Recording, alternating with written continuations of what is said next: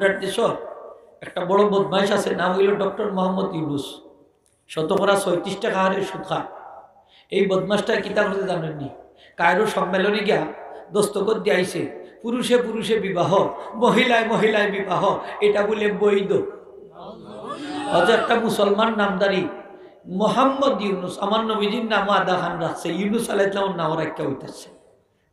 চিন্তা করেন, বদমাসটারে চিন্তা রাখুন যান। পুরুষে পুরুষে বিবাহ, মহিলায় মহিলায় বিবাহ ইসলাম কখনো সমর্থন করে না। এটা জিনা জিনা জিনা, ঠিক কিনা না? এটা পাশ্চাত্য সভ্যতা, ইসলামী সভ্যতা হতে পারে না। ইসলাম মানুষকে জিনা বেবিচার থেকে পবিত্র রাখছে। আমাদের ধর্ম পবিত্র ধর্ম, ঠিক কিনা না? এই বদমাসটায় যখন গ্রামীণ ব্যাংক চালু করলো, বিভিন্ন ব্যাংক চালু করলো, মহিলাদেরকে পয়সা দেয়, পুরুষদেরকে পয়সা দেয় না। কেন দেয় না? পুরুষের দিয়ে লাভ নাই, মহিলারে দিলে লাভ আছে। কি লাভ? লাভটা হইল মহিলারা যখন হারাম খাইবে তখন এগুলা তার খাদ্যগুলা পেটের মধ্যে যাইবে, গিয়া তখন রক্ত তৈরি হয়। খাদ্য থেকে কিন্তু রক্ত তৈরি হয়। মহিলাদের পেট হইল, নারীদের পেট হইল সন্তান তৈরির কারখানা। এটা একটা ফ্যাক্টরি, বাচ্চা তৈরির ফ্যাক্টরি, ঠিক কিনা না? ফ্যাক্টরি ভালো হইলে মাল ভালো হইল না, কি তা হয় না? আপনারা ফ্যাক্টরি বালা তো মাল বালা। এখন এই ফ্যাক্টরিটা যদি নষ্ট করে দিলাইতে পারে তাইলে মালগুলো তো নষ্ট। এই জন্য মহিলাদেরকে পয়সা দেয় যাতে মালগুলা নষ্ট। এই যে বাচ্চাগুলা বালা অন্যায় এখন খেনে, তার পিছনের কারণটা তো আমরা দেখি না। এই কারণটাই তো এই মারে আপনারা পিতায় যখন উপার্জন করে, হালাল যদি উপার্জন না করে, এটা তো তার স্ত্রী গ্রহণ করে খাদ্যটা। এই খাদ্যটা তো মার পেটে যাওয়ার পরে বাচ্চাটা যখন মায়ের পেটের ভিতরে থাকে তখন মায়ের রক্ত খাইয়ে বাচ্চাটা বড় হয়। তখন এই নাফাক রক্তটা দ্বারা গঠিত একটা বডি যখন পৃথিবীতে আসে, এই তার থেকে যখন আরেকটা বডি তৈরি হয়, আরেকটা সন্তান আসে, আরেকটা সন্তান আসে, আরেকটা সন্তান আসে, প্রত্যেকটাই নাপাক এবং অপবিত্র হোক না। আচ্ছা, কুত্তা তো দেখছই, কুত্তা ফাঁক না না ফাঁক? কুত্তার ঘরের কুত্তা ফাঁক না না ফাঁক? তার নাতিনও সে, তার 14 গোষ্ঠী। আল্লাহ এখন আল্লাহ খাবু সাল্লাহ ইয়াখরুজু ইল্লা নাকিদা, যেগু হবিস নাফাক এতেই খালি তো নাফাকি বাহির হয়। এই একটা মার পেটটারে নাফাকর ফ্যাক্টরি বানিয়ে দিল।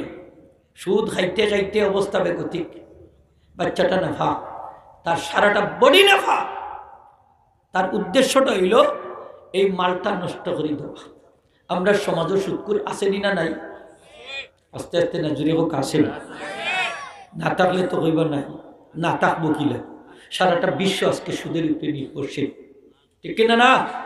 ইসলামে তো সুদে সমর্থন করে না, না সমর্থন করে? সমর্থন করে না। আমরা সমাজও এখন সুদকুরের অভাব নাই। সুদ খাইতে খাইতে এমন হয়েছে অবস্থা যে সুদরে আর পাপ মনে করে না। হয় এটা তো চলেরও, হয় চলেরও।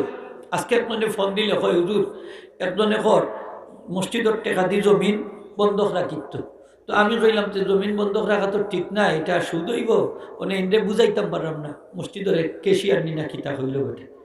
তা আমি বললাম খেনে, কয় বেটা মনে হয় আলে আদিস হইতো হারে হুজুর, শুনছে মনে হয় মাতলা খেল গেছ থাকি।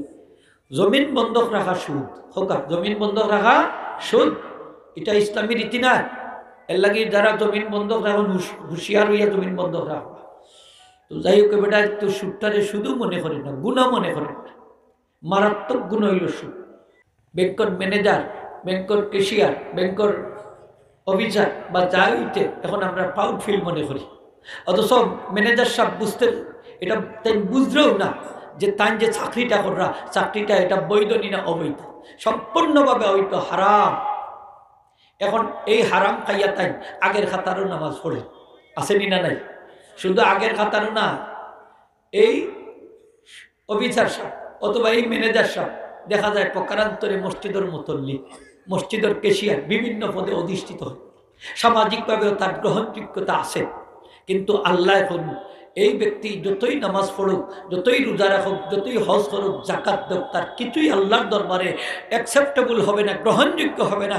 যেহেতু সেই ব্যক্তির ভিতরে সম্পূর্ণ যা কিছু গেছে সব নাফাক, হারাম হারাম হারাম, ঠিক কিনা? যে সুদ খায়, নবীজি ফরমান জান্না শূন্য যদি একটা দিরহাম সুদ খায়, তার আফন মায়ের সাথে আল্লাহর ঘর কাবার ভিতরে ঢুক্কা যদি ৩৬ বার জিনা করে যে গুনাহ, এর থেকে আরো বেশি হোকা নাউজুবিল্লাহ। এ তো কত খুশি, কত খুশি। হুশিয়ার সাবধান, ইসলাম তো আইছে মানুষে পবিত্র করার লাগি। তোমার পাশ্চাত্য সভ্যতারে কবর দিয়ে আজকে ইসলামী সভ্যতা এটা প্রতিষ্ঠিত করার লাগি। দুনিয়ার মধ্যে যত জাহিলিয়াত আছে, দুনিয়ার মধ্যে তো অন্ধকার আছে, সবগুলারে দূর করিয়া নবী মুহাম্মদুর রাসূলুল্লাহ সাল্লাল্লাহু আলাইহি ওয়াসাল্লাম সারা বিশ্বরে হেদায়েতের আলোকে আলোকিত করার জন্য দুনিয়াতে আবির্ভূত হয়েছে, ঠিক কিনা না? সব কুসংস্কার অপনোদন করার লাগি তো নবীজি দুনিয়াতে তশরিফ আনছে। আজকে আমরা মুসলমান হইয়া ৫ ওয়াক্ত নামাজ পড়ি, অথচ সুদরে আমরা গুনাহ মনে করি না।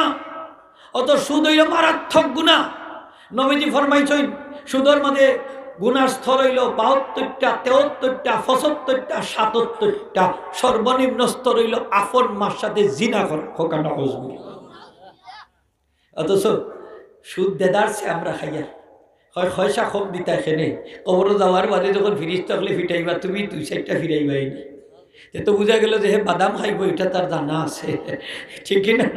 তার জানা আছে। আল্লাহর কাছে আমরা ফানা চাই, সকলে জুড়ে হোক আমিন।